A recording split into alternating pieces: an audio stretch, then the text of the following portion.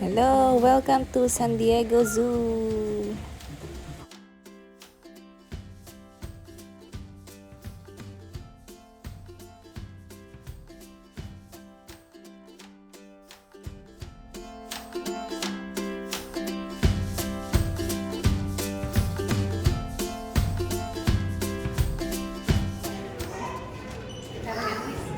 To the zoo.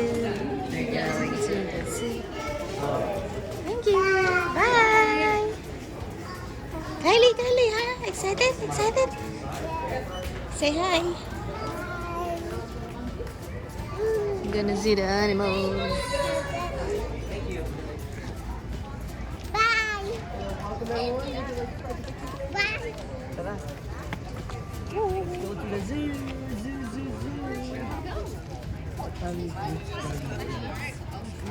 Dito muna tayo. Right side. Akin na muna yung ano. Here. And... Nice! Right to the left.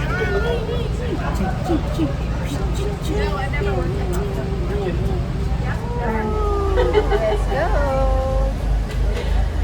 So my name is Monica. I'm going to be your tour guide and driver for the next 35 minutes or so. 30 minutes, As we're heading around the park today, there's a lot of fun things that I get to share with you and tell you all about. The San Diego Zoo is a nonprofit conservation organization, a breeding facility, wildlife sanctuary, and a botanic garden. In conjunction with our safari park, we are one of 2 front doors working together to create a world where all life thrives. We're here in the front plaza. If you're able to grab a map, feel free to follow along. It'll give you a good idea which one to head back to and see after the tour. On the right-hand side, map marker number 4, that path is Treetop Way, so if you want to see the gorillas or orangutans, be sure to walk down that path there. Also out to your right, this area is the entrance to the Monkey Trail. And just up ahead of us, past the big exit sign, is the Discovery Outpost. There you'll find our reptile mesa with our giant Galapagos tortoises, our Skyfari ride, and our brand new Wildlife Explorers base camp. They have lots of cool interactive stuff for the kids there. They also have our brand new insect house and woodlands and marshlands habitats, Gwenin, and some Spotnik's river otters. Multi-species habitats like this are enriched experiences for the animals. It allows them to use their natural instincts like they would in their native habitat simply by interacting with each other.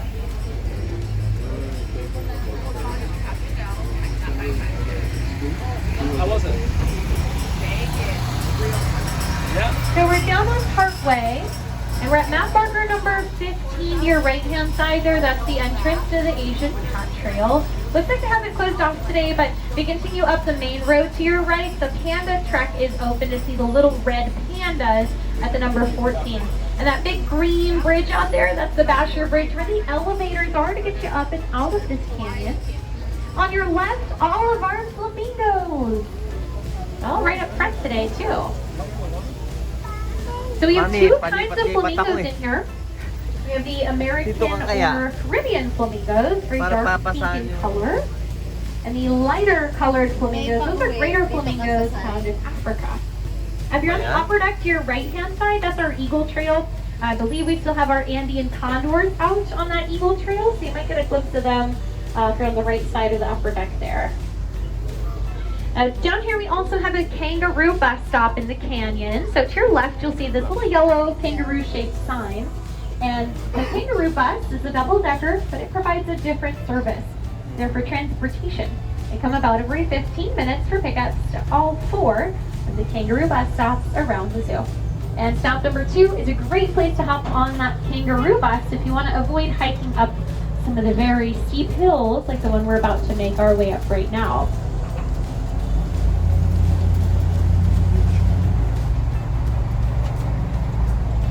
Right up front. Feel free to move around. That's fine if you guys want to move around for a better view. I'll let you know before we're going to leave, okay? Nag-swim siya. Great photo opportunity. If you have a camera, you want to get a picture, do so because there's no black. That's a polar. Ayun na yung polar bear ate, oh. Check mo. Of our polar bears today. Ayun, oh. It looks like they decided to do some laps in the pool today. Tama? Nakahiga, ayun, Blue oh. for male, and then we have 2 females. Yung white one. As most of you know, polar bears are an endangered species. The reason being habitat loss, right? Loss of ice caused by very rapid climate change. So a great way that we can be allies for polar bears is by carpooling, taking public transportation, putting out less emissions into the atmosphere. All great ways of being allies for polar bears. And again, I gotta reiterate that this is such an amazing view of our polar bears. Oftentimes we come up and we don't get to see the polar bears at all on tour. So far we've been pretty lucky seeing the tigers and the polar bears. I think somebody's got a lucky charm on them today, because we don't usually get to see this much activity. Tumatalon-talon siya, As well, just help a lot of the animals are a little more active earlier on in the day. We come back, take a walk through. We have that nice black viewing area. It allows you to see all the way to the back side of the habitat. There's also reindeer and lynx cats back there as well. So in just a moment, we're going to start moving on up the hill. It's okay if you want to stay standing. Just be prepared to feel the bus start moving forward area that has more resources. Southern Gearanook in the next habitat. There he is eating some food in the back right side of the habitat there. Very long necks and lean bodies. The Gearanook are also known as the supermodels of the antelope family. And our peccaries are out. These are Tricolin peccaries, also known as javelinas here in the southwestern United States. It's a very hairy pig-like creature, but they're not related to pigs. They're a separate species. And you can find them all the way down into South America and Argentina. So we've got our Sky-Fari ride on your left here. Sky-Fari is a one-way trip, so if you hop on here, it's going to carry you across the park and drop you off near the front of the zoo. Coming up to the left-hand side is our mountain lion habitat. Now, mountain lions are what's called crepuscular. So you've probably heard of the word nocturnal, right? It's active at night. Maybe even diurnal. Diurnal's active in the daytime.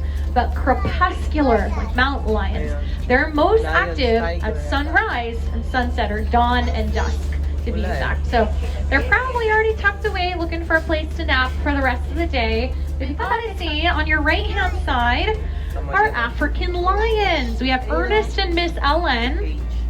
And the African lions of today, these are big cats. They can weigh up to 570 pounds. The extinct American lions weigh about 25% more than that.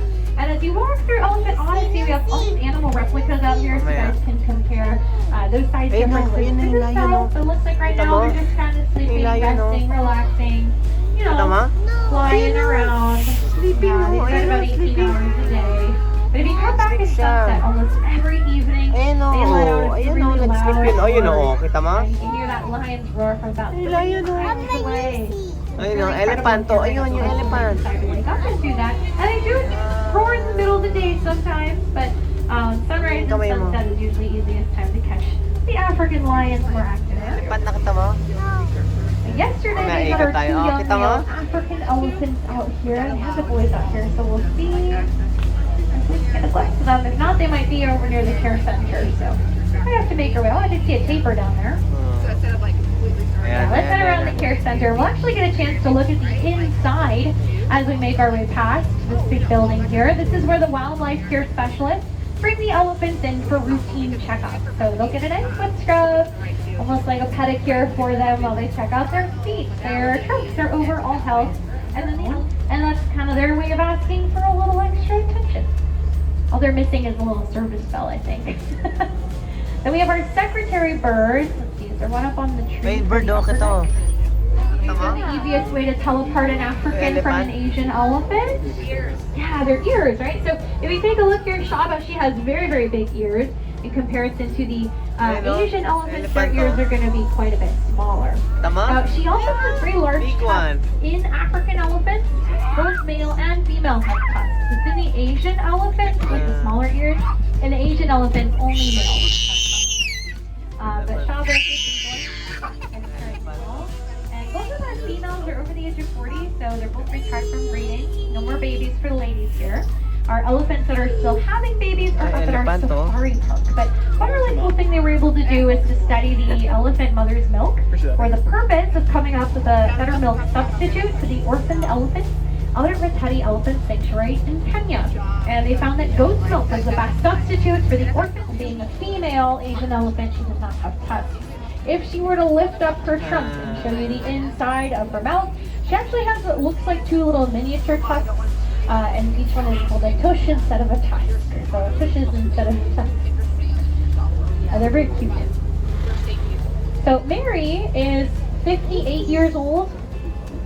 The average lifespan for an elephant is around 60, but females have been known to live a little bit longer, even up to 70 years of age. And African elephants actually tend to live a little longer as well.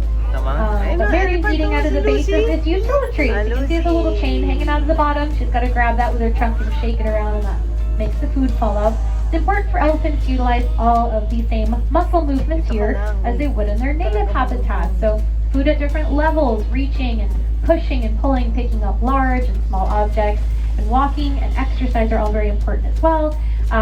Early in the mornings, a lot of times you'll see our keepers essentially quote unquote walking our elephants. So the keepers will walk along the outside of the habitat, and they'll have like treats, romaine lettuce or something they really like. And the elephants will just kind of follow them back and forth in the habitat, and they give them a few treats. And originally, when we had first built Elephant Odyssey, we weren't sure if the elephants were getting enough exercise. So the way we were able to monitor that was basically by putting little pedometers on their ankles. So they had a little ankle bracelet on for a while, and they weren't getting enough steps in the day. So that's why a lot of times early morning you'll see our care specialists out there walking our elephants. Oh, hi Mary, gonna come over here, look for some food on this side. She's wandering over. Making her way down the road here. I guess she's 58, but she can move quickly when she wants to. And she's just kind of cruising looking for snacks right now. Right behind her, you got the elephant gift shop. Pronghorn in there. They kind of look like deer or antelope, but they are a separate species. And on the other side of the barn, wild guanaco, it's our cousins. So these two are both rescues from Yellowstone National Park. When they were cubs, their mother was teaching them how to go to campsites to find food and raise the campsites. After a few times trying to relocate them, they kept coming back. So unfortunately, they needed to be rescued. But luckily, were rescued and later brought here to the San Diego Zoo. Looks like they're waking up a little bit, maybe even wrestling time as brothers do. Although these two have been known to pick up quite a bit of dust when they really get going. These are pretty large animals. Very good sense of smell. A lot of people don't realize that even inside of a car, they can easily break into vehicles for food that's left behind inside of the car. So it's important to take it all with you and not leave it behind, where a bear could potentially smell it and then want to get to it. But the number one favorite saying is anytime you head out into nature, leave only footprints behind, right? So anything that you take out there with you, you want to make sure you pack it all back in and take it home when you're finished. So lots of activity in our grizzly bear habitat today. So now we're going to head down and look for our Andean bears. We had 2 Andean bears, and now we have 4. Our female Andean bear, Alba, had cubs, twins, on December 10th. So they're still just tiny babies. And she's been keeping them in the den at the back of the habitat. So you can see there's a cave back there. And there's a little opening in the back of the cave. So she's in there somewhere with those babies. I have yet to see her on one of my tours. A couple of our other tour guides have. But Papa Bear's out. He's up in the tree here. So this is Turbo. He's our male Andean bear. He's sleeping right now. So Andean bears are the only bears found in the southern hemisphere down in South America. If you're familiar with Paddington Bear, it actually would have had to be an Andean bear being from Peru. They're very good at climbing like most bears are, but what's unique about Andean bears, oftentimes they'll drag palm fronds and branches up into the trees to build themselves perching to rest on. So very comfortable, as you can see, even napping up in the tree. So, and that's our male Andean bear, or spectacled bear, those blonde circles around the eyes. We're now at map locator number 11. The pathway to your right leads you down the Sun Bear Trail, where you'll find the If you do find yourself down here, just head over to the Basher Bridge, and in that big tower is where the elevators are. Yes, our lovely volunteer, Miss Savannah White, showing us where the elevators are. Our volunteers are absolutely amazing. If you see them around the park and any questions, be sure to stop and ask, because they are happy to help you out and find your way around the zoo as well. And the elevator tower is right here in front of the Wame Cafe at the heart of the zoo. We're going to head into the lower entrance of Africa rocks. Now this is normally where the penguins are, the leopards from the bus. Tama, ayun Let's o. come up here for Tama. some sunshine. We're getting a behind the scenes view of Africa rocks. So be sure to come back, walk along this pathway down below us there, and you'll have a much more eye-level view of all of the animals down below. So we're coming back towards the top of Africa rocks again, where the baboons are in the Ethiopian highlands. We also have gelada monkeys out there. And coming up to your right-hand side, we're along the back of California. Now, these are all male koalas on this side of the Queenslander building. See if you can spot one. The trees go all the way out to your right out there. You can see the little tiny umbrella trees. And there's only one male per tree, as they can be territorial and they compete over a girlfriend if they have the opportunity. So normally you're going to find them sleeping most of the day. And that's because of the food that they eat.